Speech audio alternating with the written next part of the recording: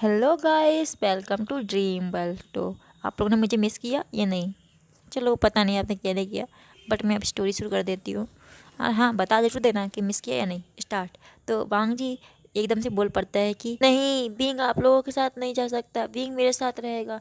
Wing तो मेरा है ना, इसलिए विंग मेरे साथ रहेगा। वांग जी ये बोलता है, वहीं चिरैन अपने सिर पे हाथ रख लेते हैं और कहते हैं, लोग कर दिया कांड इस लड़के ने।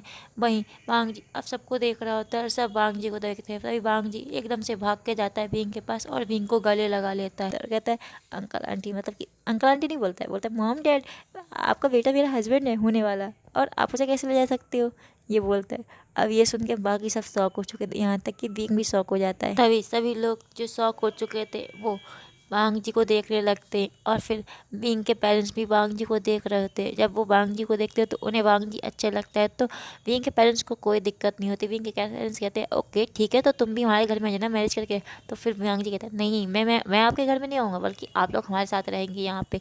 वैसे भी लैन फैमिली में बहुत बड़ा घर है और इसमें सब लोग आ सकते हैं, तो आप दोनों भी यहाँ पे आकर रह लीजिएगा, ये कहता है। वैसे भी अभी आप लोग शायद इस शहर से नहीं है ना, तो आप लोग यहीं बच जाइए विंग के साथ, अब मेरे साथ हम लोग यहीं पर रहेंगे सारे इकट्ठा।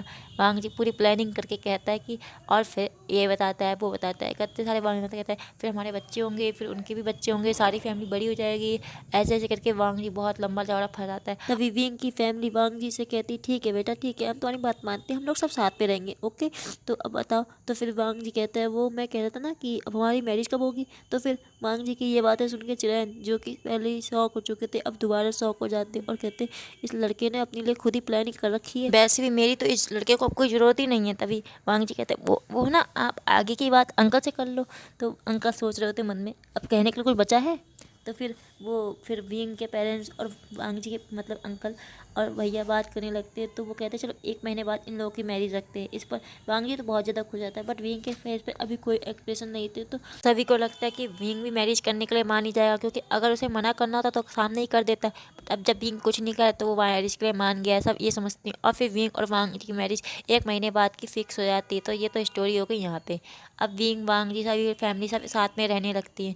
वांग जी सबको खुश रखता है और विंग भी सबके साथ खुशी रहता था। बट विंग इतना ज़्यादा वो नहीं दिखाता था, तो विंग की इन हरकतों देख के तो होता सा वांग जी को बुरा लगता था, बट थोड़ा सा, क्योंकि वांग जी तो अपने खुशी में खुश है ना, तो ज़्यादा दुखी नहीं हो सकता था।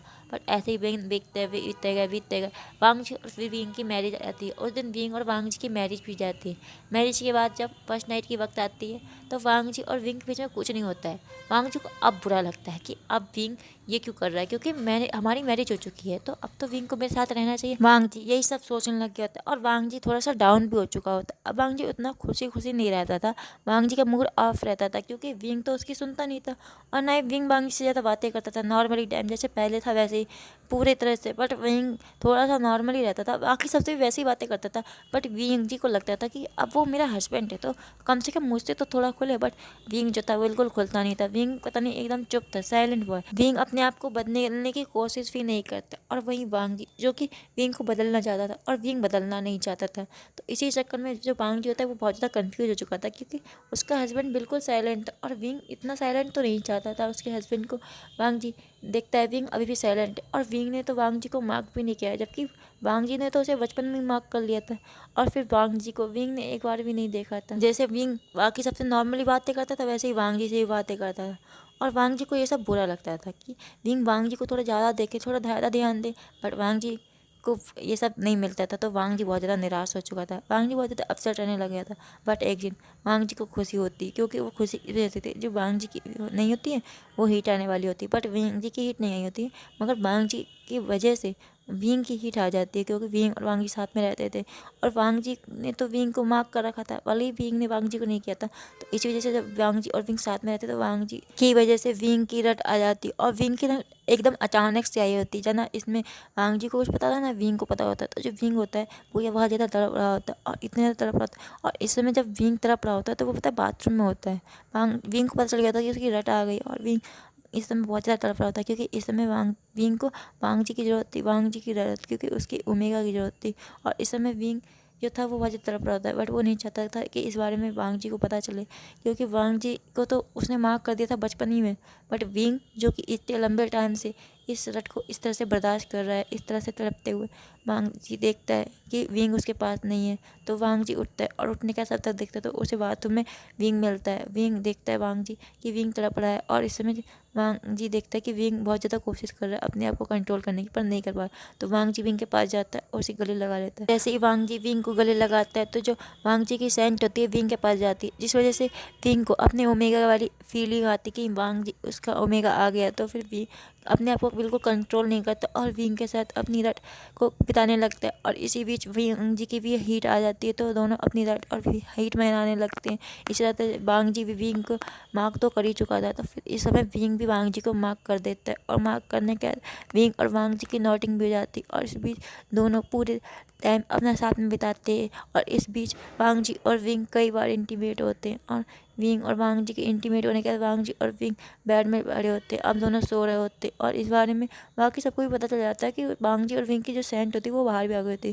तो इस समय सभी लोग रूम से निकल जाते हैं, मतलब कि लैन हाउस से बाहर चले जाते हैं। और बाहर जाने के बाद पूरे दिन वो लोग बाहर इंजॉय करते हैं, नाइट में गुजारते हैं, सभी चीज़ें करते हैं। क्योंकि ये सब वांग जी और विंग के बीच में सुबह के टाइम हुआ था, तो सभी लोगों को पता चल गया था और ज़्यादातर लोग तो घर से बाहर ही रहते हैं और बाकी जो ओमेगा गर्ल्स या फिर बॉयज़ थे वो सब बाहर चले आते हैं। अगला दिन विंग और वांग जी को जब होश आता है तो वांग जी विंग को देखता है और विंग वांग जी को देखता है। दोनों ही शर्मा रहे थे, वांग जी और विंग शर्मा तो रहते हैं बट विंग के चेहरे पे कोई एक्सप्रेशन नहीं होते हैं। विंग पूरी तरह से एक्सप्लेनेशन होता है बट विंग वांग जी को बहुत ख्याल रखता है, उसे नहलाता है, धुलाता है, उसे कपड़े पहनाता है, खुद भी कपड़े पहनता है। और उसके बाद वांग जी से विंग कहता है क्या तुम खाना खाओगे, तो वांग जी हाँ में जवाब देता है। उसके बाद विंग वांग जी को उठाता है गोद में और उठाने के बाद वांग जी को नीचे लेके जाता है डिनर टेबल पे, मतलब कि डाइनिंग टेबल पे लेके जाता है। वहाँ जाके विंग वांग जी नाश्ता करने के लिए बैठ जाते हैं। बाकी सब लोग भी सुबह तक आ चुके थे तो बाकी सब भी बैठ जाते हैं, सभी लोग नाश्ता कर रहे थे। वांग जी विंग शर्मा रहे थे बट उनको सभी को पता चल चुका था कि विंग और वांग जी के बीच में क्या हुआ है। तो वांग जी तो कुछ नहीं कहता, वो नॉर्मली टाइम बिताता है बट विंग को थोड़ा अजीब लग रहा होता है, ऑकवर्ड फील कर रहा होता है। बट वांग जी की तरह विंग भी थोड़ा सा बिंदास होने की कोशिश करता है और कुछ नहीं बोलता है, चुपचाप अपना खाना खाता है। और उसके बाद फिर कहता है मोम मैं जा रहा हूँ अपने ऑफिस के लिए। तो वहीं वांग जी अपना नाश्ता करने के बाद वापस रूम में चले जाता है और आराम करने लगता है। इसी तरह से दिन बीतते और 1 महीने बाद सभी को पता चलता है कि वांग जी प्रेग्नेंट है। वांग जी की प्रेग्नेंट की खुशी में सभी लोग बहुत ज़्यादा खुश होते हैं, विंग भी बहुत ज़्यादा खुश होता है। बट विंग के एक्सप्रेशन जो कि अभी भी छुपे हुए थे, पता नहीं क्यों विंग इस तरह से साइलेंट था कि सभी को बहुत ज़्यादा थोड़ा सा अजीब लगता था। बट सब लोग मैनेज कर लेते थे, सबको आदत हो गई थी। बट जो वांग जी होता है उसे आदत नहीं होती विंग की ऐसी तरह चुप रहने की। और वांग जी तो ये चाहता था कि विंग भी बहुत ज़्यादा खुश हो, जैसे हम सब खुश होते हैं विंग भी वैसे ही खुश हो। बट विंग का एक्सप्रेशन जो कि वो हर बार छुपा लेता था, पता नहीं क्यों वांग जी अभी भी कोशिश करता रहता है। और विंग चाहता है कि विंग एक्सप्रेशन दिखाए बट विंग तो अपने एक्सप्रेशन नहीं दिखाता है। बट विंग को वांग जी दुखी बहुत करता है। वो पूरे 9 मंथ विंग को बहुत ज़्यादा टॉर्चर करता है, इतना ज़्यादा टॉर्चर करता है कि विंग तो पूरी तरह से एकदम वे बन चुका था। विंग को कुछ समझ में नहीं आता कि वांग जी उसे इस तरह से क्यों टॉर्चर कर रहा है। बट वांग जी को तो पता है ना कि वो उसे टॉर्चर क्यों कर रहा है, बट विंग बेचारा वो हमेशा इस तरह से टॉर्चर होता है। वो वांग जी बाकी सबको तो कुछ नहीं कहता, पूरे 9th मंथ विंग को जो परेशान किया है उस वजह से विंग को तो ना नहीं याद आ गई, ना विंग सो पाता है, ना खा पाता है, ना कुछ और कर पाता है। विंग पूरी तरह से वांग जी से परेशान हो चुका है। बट विंग को मन ही मन बहुत ज़्यादा खुशी भी होती है। बट विंग के एक्सप्रेशन जो अभी तक छुपे हुए थे, ऐसे ही दिन बीतते गए और 9th मंथ पूरे कंप्लीट हो गए। मंथ कंप्लीट होने के बाद जब वांग जी के लीवर पेन का समय शुरू होता है और वांग जी जो चिल्लाता है और उस समय जो विंग को गालियाँ दे रहा होता है और इतने इतने चिल्लाने जैसे जो विंग होता है वो जब बहुत टॉर्चर हो चुका है, उसे सबको समझ में नहीं आता कि वांग जी तो इस तरह से चिल्ला क्यों रहा है, क्योंकि वांग जी प्रेग्नेंट है और वांग जी चिल्ला रहा है तो लीवर पेन की वजह से। बट विंग को नहीं पता कि लीवर पेन में इतना दर्द क्यों हो रहा है। विंग ने कुछ नहीं पड़ा होता है, उसे कुछ समझ में नहीं आता कि वांग जी इस तरह से जिद क्यों कर रहा है। पूरे टाइम विंग यही सोचता रहा कि वांग जी इस तरह से क्यों परेशान हो रहा है, वांग जी इस तरह से क्यों परेशान कर रहा है। वांग जी के पेट में तो बच्चे आए ना, तो वो बच्चे इतना सारा शैतान है। विंग तो ये सब सोच होता है। विंग ने क्योंकि कोई भी नॉलेज नहीं लेती प्रेगनेंसी पे, तो विंग को नहीं पता। बट जब वांग जी चिल्ला रहा होता है इतनी ज़ोर ज़ोर से तो विंग डर जाता है, विंग डर जाता है और धीरे के मारे जो विंग रोता है। उसके बाद तो विंग तब तक रोता है जब तक वांग जी के चिल्लाने की आ जाती, तब तक विंग रोता रहता है। और विंग जब जाकर चुप होता है, जब वांग जी के रोने की आवाज़ बंद हो जाती, मतलब कि चिल्लाने की आवाज़ बंद हो जाती और एक बेबी की रोने की आवाज़ सुनाई देती, तब विंग जाकर चुप होता है। और चुप के बाद विंग जो खुश होता है तो विंग हंसता रहता है, वो हंसता रहता है। जब विंग को बेबी मिलता है तब तो विंग की खुशी का कोई ठिकाना नहीं होता है। विंग कहता है मम्मी देखो मेरे बेबी, पापा मेरे बेबी, सबको दिखा दिखा के कहता है हमारा बेबी हमारा बेबी। ऐसा लगे जैसे विंग पागल हो चुका। बट विंग बहुत ज़्यादा खुश होता है। इस खुशी की वजह से विंग अपने सारे एक्सप्रेशन दिखा रहा होता है, विंग का हंसना, विंग का रोना। विंग ने दोनों ही काम किए थे और विंग के सारे सारे एक्सप्रेशन होते हैं वो खोल जाते हैं। विंग अपने सारे एक्सप्रेशन शो करता है अपने बेबी के आने की खुशी में। कहते हैं ना, जब एक फैमिली में एक बेबी आता है तो सभी लोग बहुत ज़्यादा खुश होते हैं, बट एक पेरेंट्स के लिए उनका बच्चा सबसे ज़्यादा कीमती होता है। इतना ज़्यादा कीमती होता है, अगर वो बच्चा ना हो ना तो फिर उनका कितना गम होता है। बट ये सब मैं बता क्यों रहा हूँ, पता नहीं क्यों मुझे बकवास करना आ गया है, बट मैं इसे एडिट करके हटाना नहीं चाहता, क्योंकि मुझे पता है जब एक पेरेंट्स को उनके बच्चों की जिद पूरी करनी पड़ती है तो उनके पेरेंट्स खुशी खुशी जिद पूरी करते हैं। जब एक बच्चों की बारी आती है अपने पेरेंट्स की जिद पूरी करने के लिए तो बच्चे पीछे हट जाते हैं। बट जो पेरेंट्स थे वो इस बात का भी बुरा नहीं मानते, बट पता नहीं क्यों मैं ये सब बकवास कर रही हूँ, तो सॉरी, बट मैं इसे भी एडिट नहीं करूँगी, तो इसे बर्दाश्त कर लेना। चलो ठीक है, स्टोरी पे आ जाते हैं। तो विंग के सारे एक्सप्रेशन खुल जाते हैं और उसके बाद विंग बहुत ज़्यादा खुश होता है। और इसी तरह से जब बांग जी के पास विंग जाता है तो विंग बांग जी को देखता है एक बार और फिर अपने बच्चे को देखता है, विंग दोनों को ही देखता है। और फिर जब विंग बांग जी के पास जाता है तो एकदम से विंग बांग जी को गले लगा लेता है और गले लगा कहता है, बांग जी हमारा बेबी हो गया है और हमारा बेबी एक लड़का है। बांग जी हम पेरेंट्स बन चुके हैं, तो अब जो हमें और तुम्हें नहीं मिला पेरेंट्स का प्यार वो हम अपने बच्चों को देंगे, ठीक है। बांग जी कहता है हाँ विंग, हम देंगे देंगे प्यार देंगे। तुम इस बात से इतना ज़्यादा खुश क्यों हो रहे हो, वैसे भी तुम्हारे पास भी तो पेरेंट्स हैं ना। बांग जी कहता है बट विंग कहता है मैं पर बचपन में तो नहीं थे ना। विंग का ये बचपना सुन के सबको अच्छा लगता है और सबको बहुत बुरा भी लगता है, क्योंकि विंग का जो बचपना होता है वो बिना पेरेंट्स के बीता होता है। और तो और विंग के पास पेरेंट्स के साथ कोई फैमिली भी नहीं थी। वो अंकल चिरैन मिले, अंकल चिरैन भी उसे बाद में अलग कर दिए थे, बट विंग को ज़्यादा प्यार मिला नहीं था। तो फिर विंग चाहता था कि उसके बच्चे को भी प्यार मिले बहुत सारा। तो विंग इसी तरह से अब बहुत ज़्यादा खुश रहने लगता है। वांग जी बहुत ज़्यादा खुश होता है विंग के इस एक्सप्रेशन खुलने की वजह से। विंग अब बहुत ज़्यादा हैप्पी रहता था, विंग सबको खुश करता था। विंग के जो सारे एक्सप्रेशन होते जो छुप गए थे अब वो विंग शो करता था सबके सामने, और विंग वांग जी को प्यार भी करता था। जो विंग अब शो करता था, पहले विंग के एक्सप्रेशन पता नहीं क्यों बट गायब हो चुके थे, विंग के अंदर कोई एक्सप्रेशन ही नहीं थे ऐसा समझ लो। बट अब विंग बहुत ज़्यादा खुश था, वांग जी बहुत ज़्यादा खुश था विंग के एक्सप्रेशन देख के। बट विंग को थोड़ी थोड़ी वांग जी को जलन भी होती थी, क्योंकि जो वांग जी देखता था अब विंग सबसे बातें करता है। और फिर जो वांग जी चाहता था वो चाहता था कि विंग सिर्फ उसका रहे, उसके साथ बातें करे, उसके साथ खुले मिले। बट विंग जो था अपने सारे एक्सप्रेशन शो कर दिया था। बट विंग ये नहीं था कि वांग जी को बुरा लगता इस बात से कि विंग के सारे एक्सप्रेशन सबके लिए। वांग जी को ये सब अच्छा भी लगता था, बट वांग जी चाहता था कि विंग उससे सबसे ज़्यादा प्यार करे। अब एक हस्बैंड से वाइफ क्या चाहेगी, वही चाहता था वांग जी भी। तो फिर इसी तरह से विंग और वांग जी की लाइफ गुजर रही थी। 1 साल बाद विंग और वांग जी की एनिवर्सरी थी। विंग और वांग जी उस समय बहुत ज़्यादा खुश थे, क्योंकि इस समय इनकी दोबारा से मैरिज हो रही थी और उनके हाथ में एक बेबी भी था।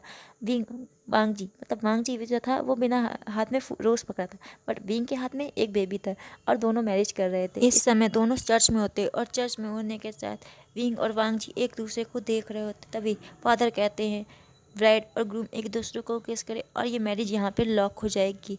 ये कहने के बाद फादर चले जाते, वही विंग और वांग एक दूसरे को डीप और लॉन्ग किस करते। वांग जी और विंग के सारे एक्सप्रेशन दिख रहे थे, वांग जी और विंग बहुत ज़्यादा खुश थे। इसके बाद एक फैमिली फ़ोटो ली जाती और ये स्टोरी यहीं पे ख़त्म हो जाती है। तो मुझे पता है मैंने बहुत छोटा सा पार्ट छोड़ा है, बट ये कंप्लीट हो चुका है। तो यार आप सुनो, like and comment and subscribe करना मत भूलना। दूसरी बात, मुझे बहुत सारे कमेंट करना जिससे मुझे लगे कि मुझे आप लोगों के लिए जल्दी जल्दी बहुत सारी स्टोरी लेके आनी चाहिए। तो मुझे मोटिवेट करना अपनी कमेंट एंड लाइक करके। और हाँ, मुझे एक बात याद आ गई तो मैं अब बोल देती हूँ। एक गर्ल थी जिनने मुझे कमेंट किया था कि मैं सांस लेने में आराम से सांस लूँ, टेक अ ब्रीथ, और कहते हैं बहुत ज़्यादा केयरली बोला था उन्होंने कि आप आराम से सांस लो, नर्वस मत लिया करो। तो मैं नर्वस नहीं होती हूँ एक्चुअली। में मेरी जो वो वॉइस है ना, जब मैं बोलती हूँ तो पूरे सेंटेंस जो लंबे लंबे आते हैं उन्हें मैं अटक के बोलती हूँ, क्योंकि सांस ले लेके बोलती हूँ। तो इस वजह से कभी कभार तो वो एडिट हो जाता है और कभी कभार वो एडिट नहीं हो पाता है, मतलब कि हट नहीं पाता है, तो मैं उसे वैसे ही छोड़ देती हूँ। तो ओके, मैंने आप लोगों को बहुत पका दिया। Bye bye guys, like comment करना मत भूलना।